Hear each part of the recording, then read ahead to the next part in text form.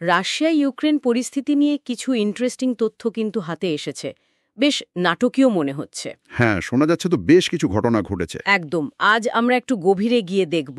মানে ইউক্রেনের একটা বড় ড্রোন হামলার কথা শোনা যাচ্ছে।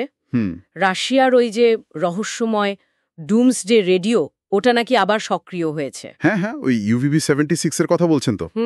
ওটা নিয়েও কথা হচ্ছে। ঠিক। আর কিছু ঐতিহাসিক প্রেক্ষাপটও আছে যা হয়তো অনেকেই ঠিকঠাক জানেন না। অবশ্যই, অনেক কিছুই তো পর্দার আড়ালে থাকে। আচ্ছা, তাহলে চলুন শুরু করি 1 জুনের ঘটনাটা। ঠিক শান্তি আলোচনার আগে, তাই না? হ্যাঁ, ইস্তানবুল পিস টক ঠিক আগেই ইউক্রেন নাকি অপারেশন স্পাইডার্স ওয়েব নামে একটা বিশাল এফপিভি ড্রোন হামলা চালায়। এফপিভি মানে তো ফার্স্ট পারসন ভিউ, তাই তো? হ্যাঁ, মানে অপারেটর একদম ককপিটের মতো ভিউ পায়। খুব নিখুঁত টার্গেটিং করা যায় এগুলো দিয়ে। শোনা যাচ্ছে এই হামলায় নাকি রাশিয়ার অনেকটা ভেতরে ঢুকে, এমনকি সাইবেরিয়া পর্যন্ত, প্রায় 4000 কিলোমিটার দূরে। 4000 কিমি অনেক দূর তো। হ্যাঁ, আর বলা হচ্ছে প্রায় 40টা রাশিয়ান বোমারু বিমান নাকি ধ্বংস করা হয়েছে। 40টা? মানে এটা তো বিশাল সংখ্যা। রাশিয়ার মোট ক্রুজ মিসাইল ক্ষমতার প্রায় 1/3 হয়ে গেল না? হ্যাঁ, প্রায় 34%। এটা যদি সত্যি হয় তাহলে যুদ্ধের মোড় কিন্তু ঘুরে যেতে পারে। অবশ্যই। আচ্ছা, এর প্রতিক্রিয়া কি হলো রাশিয়ায়, মানে পুতিনের তরফ থেকে? সেটাই শোনা যাচ্ছে, পুতিন নাকি ওই ইস্তানবুল আলোচনা বাতিল করে দিয়েছেন। ও বাতিল? হ্যাঁ। আর 5 জুন থেকে খার্কিভে পাল্টা মিসাইল হামলা শুরু, খুব জোরে সোরে। প্রত্যাশিতই ছিল হয়তো, কিন্তু তার চেয়েও বেশি যেটা অবাক করার মতো সেটা হলো ওই ডুমসডে রেডিওর ব্যাপারটা, তাই না? ঠিক, UVB-76 6 জুন নাকি ওটা হঠাৎ অ্যাক্টিভ হয়ে ওঠে।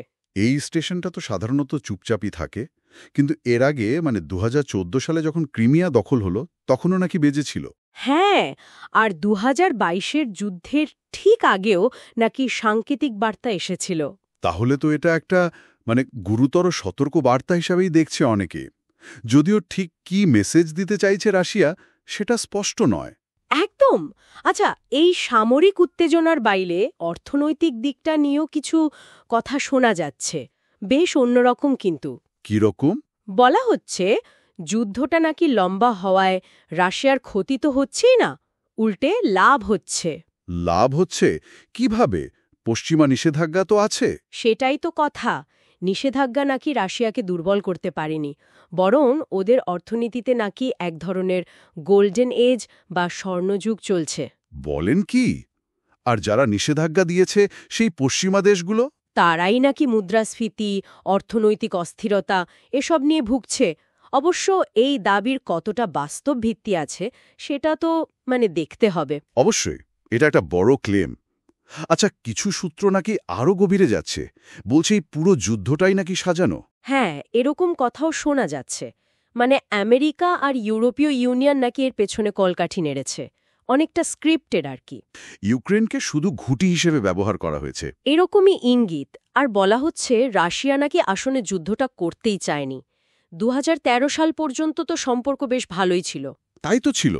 এমনকি ওই যে ক্রিমিয়া, ওটা তো রাশিয়া 1954 সালে ইউক্রেনকে একরকম উপহারই দিয়েছিল, বন্ধুত্বের নিদর্শন হিসেবে। হ্যাঁ, যদিও ঐতিহাসিকভাবে ওটা রাশিয়ারই অংশ ছিল। তাহলে এই সম্পর্কটা বিগড়ালো কখন থেকে? আসলে ব্রেক পয়েন্টটা মনে হয় 2013 সাল, যখন ইউক্রেনের তৎকালীন প্রেসিডেন্ট ভিক্টর ইয়ানুকোভিচ, হ্যাঁ, ইয়ানুকোভিচ, উনি ইউরোপীয় ইউনিয়নের ফ্রি ট্রেড চুক্তিটা না করে রাশিয়ার দিকে ঝুঁকলেন, ওই ইউরেশিয়ান ইকোনমিক ইউনিয়নে যোগ দিলেন। আচ্ছা। আর তারপরে সূত্রগুলো বলছে পশ্চিমারা নাকি ইউক্রেনে বিক্ষোভ উস্কে দেয়, ইয়ানুকোভিচকে ক্ষমতা থেকে সরানো হয় এবং তাদের পছন্দের সরকার বসানো হয়। আর সেই নতুন সরকার এসেই ইউএর সাথে চুক্তি করে ফেলে, রাশিয়ার সাথে গ্যাস পাইপলাইন নিয়ে ঝামেলা শুরু হয়। ও আচ্ছা, আর তার সাথে ন্যাটোতে যোগ দেওয়ার চেষ্টাও তো ছিল, তাই না? হ্যাঁ, সেটাও একটা বড় কারণ, উত্তেজনা বাড়াতে সাহায্য করেছে নিঃসন্দেহে।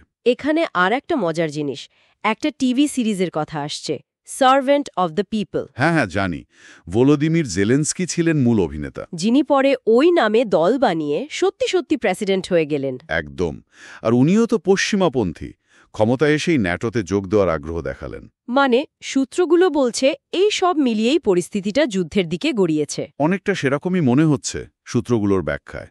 আচ্ছা, এই পুরো আলোচনা থেকে রাশিয়া কি কৌশল নিচ্ছে বলে মনে হয়? একটা ইন্টারেস্টিং দিক উঠে এসেছে। রাশিয়া নাকি নিজের দুর্বলতা নিয়ে না ভেবে নিজের শক্তির ওপর ফোকাস করেছে। শক্তির ওপর?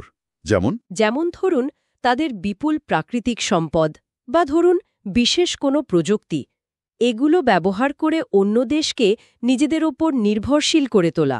ও আচ্ছা, অনেকটা নেদারল্যান্ডসের মতো, যারা সেমিকন্ডাক্টর চিপ তৈরির যন্ত্রাংশ বানিয়ে পুরো বিশ্বকে নিজেদের ওপর নির্ভরশীল করে ফেলেছে। ঠিক তাই, মানে নিজের শক্তির জায়গাটাকেই কাজে লাগানো, দুর্বলতা নিয়ে পড়ে না থাকা। কৌশলটা বেশ ভাবার মতো। সত্যিই ভাবার মতো। তবে এই সব তথ্যের ভিড়ে একটা প্রশ্ন থেকেই যায়, তাই না? কি বলুন তো? এই যে সংঘাতের সময়ে বিভিন্ন পক্ষ থেকে এত রকম তথ্য, এত রকম ব্যাখ্যা আসে, এগুলো আসলে বাস্তবতাকে কতটা তুলে ধরে আর কতটা নিজেদের মতো করে তৈরি করে? ঠিক।